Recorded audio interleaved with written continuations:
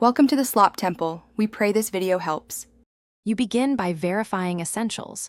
Make sure NFC is enabled in settings and then toggle it off and on to reset the radio.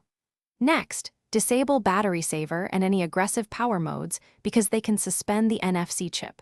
Remove thick cases or metal mounts so the antenna can communicate. Place the tag near the center of the phone back. Finally, reboot the device once, because a fresh start clears transient hardware locks and readies the system for deeper troubleshooting. Once done with the basics, focus on software. Update the operating system and any NFC or payment apps so you have current drivers and patches.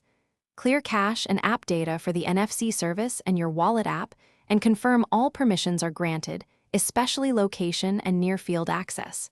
Boot into safe mode to see if a third-party app blocks scanning. If NFC works there, uninstall recent apps.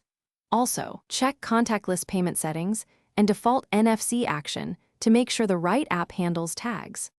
To finish, back up your data and consider a factory reset only after all previous steps fail, because this eliminates deep software corruption. If the reset doesn't help, contact the manufacturer or your carrier and request a hardware diagnostic or repair. They can test the NFC antenna directly.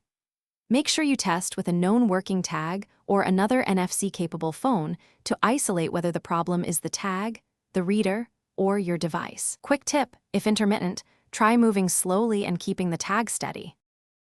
Thanks for watching. Consider subscribing if we helped you.